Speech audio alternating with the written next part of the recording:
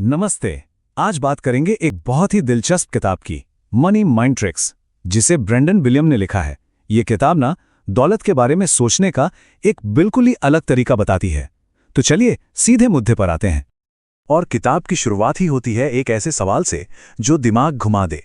ये एक ऐसा सवाल है जो हमें सोचने पर मजबूर कर देता है, और सच कहूं तो यही सवाल इस किताब की पूरी फिलॉसफी की जड़ है।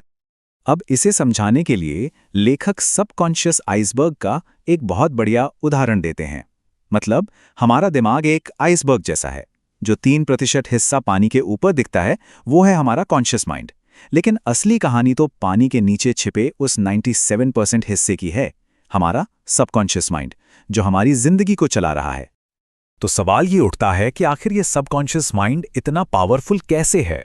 इसे और अच्छे से समझने के लिए लेखक एक और जबरदस्त उदाहरण देते हैं, जिससे ये पता चलता है कि हमारे विश्वास, हमारी मान्यताएं काम कैसे करती हैं। अच्छा, जरा सोचिए, एक कमरा है एकदम साफ सुथरा, और उसके ठीक बीच में एक बहुत बड़ा पावरफुल लीवर लगा हुआ है। ये हमारे नतीजों को, हमारे आउटकम्स को कंट्रोल करता है। लेकिन फिर क्या होता है? सालों साल बाहर से आने वाली नेगेटिव बातें, जैसे अरे पैसा कमाना तो बहुत मुश्किल है, ये सब बातें उस लिवर को धीरे धीरे बर्बादी की तरफ धकेलती हैं। और नतीजा, कमरा गंदा हो जाता है, अव्यवस्थित, और उस लिवर पर भी जंग लग जाता है। और यहीं पर इस किताब का सबसे बड़ा राज खुलता है। वो कमरा असल में हमारा दिमाग है, और वो जंग लगा हुआ लीवर, वो है हमारा सबकॉन्शियस बिलीफ सिस्टम। वही सिस्टम जो हमारी फाइनेंशियल रियलिटी को, हमारी आर्थिक हकीकत को चला रहा है। तो फिर अब सवाल ये है कि इस कमरे को साफ कैसे किया जाए और उस भारी जंग लगे लीवर को वापस खींचकर कामयाबी और दौलत की तरफ कैसे लाया जाए। तो उन अजीब तरीकों पर आने से पहले लेखक कहते हैं कि पहले हमें कुछ बेसिक चीजें, कुछ फाउंडेशनल काम करने होंगे। तो चलिए पहले देखते हैं कि ये तैयारी क्या है। ये कुछ बुनियादी प्रैक्टिस हैं, जैसे दिन में 100 बार थैंक यू या धन्यवाद बोलना, फिर एक बिल्कुल साफ साफ फाइनेंशियल गोल लिखना, मतलब कितना पैसा, कब तक, और उसके बदले में हम क्या करेंगे। और हाँ, अपनी कामयाबी को विजुलाइज करना, बिल्कुल एक फिल्म की तरह। साथ में मैं अमीर हूं, मैं हूं जैसे पॉजिटिव एफर्मेशंस को बार बार दोहराना। और ये जो विजुअलाइजेशन है ना, इसकी ताकत सच में हैरान कर देने वाली है। किताब में एक बास्केटबॉल स्टडी का जिक्र है। इसमें एक ग्रुप ने सिर्फ मन में शूटिंग की प्रैक्टिस की, और जानते हैं क्या हुआ? उनका परफॉर्मेंस लगभग उतना ही सुधरा जितना रोज असली प्रैक्टिस करने वालों का सुधरा था। है ना कमाल की बात? लेकिन कहानी में असली ट्विस्ट तो अब आता है। लेखक इस बात पर जोर देते हैं कि सिर्फ इन बेसिक तरीकों से बात नहीं बनेगी। असली बदलाव के लिए हमें थोड़ा अजीब होना पड़ेगा। तो चलिए अब बात करते हैं उन अजीब माइंड ट्रिक्स की जिनका जिक्र किताब करती है। ये वो तरकीबें हैं जो सीधा हमारे सबकॉन्शियस माइंड को रीप्रोग्राम करने का दावा करती हैं। पहली ट्रिक है EFT टैपिंग। इसका पूरा नाम है इमोशनल फ्रीडम टेक्निक।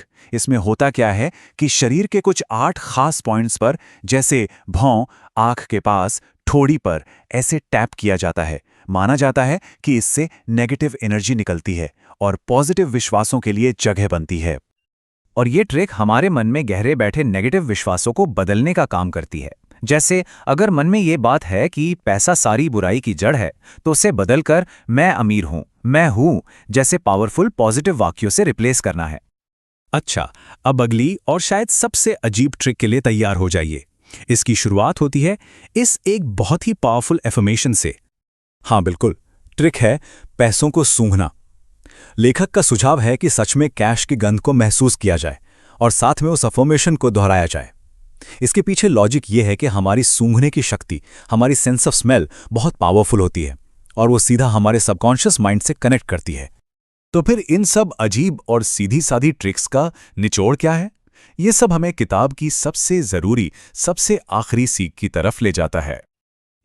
सिर्फ एक चीज है जो इन सभी तरीकों को आपस में जोड़ती है, और वो ये है कि हमें ऐसे एक्ट करना है, ऐसे सोचना है और ऐसा महसूस करना है जैसे कि जो हम चाहते हैं वो हमें पहले ही मिल चुका है। वो एक हकीकत है।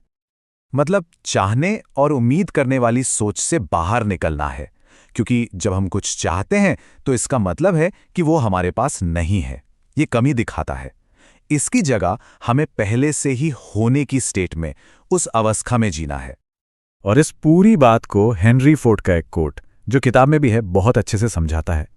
चाहे आप सोचते हैं कि आप कर सकते हैं या आप सोचते हैं कि आप नहीं कर सकते, दोनों ही सूरतों में आप सही हैं। मतलब हमारा विश्वास ही हमारी हकीकत बनाता है। और आखिर में ये किताब हमें एक बहुत गहरे सवाल के साथ छोड़ जाती है। अगर हमारे विचार ही हमारी असलियत बनाते हैं, तो आज हम अपने विचारों से कैसी असलियत बना रहे हैं?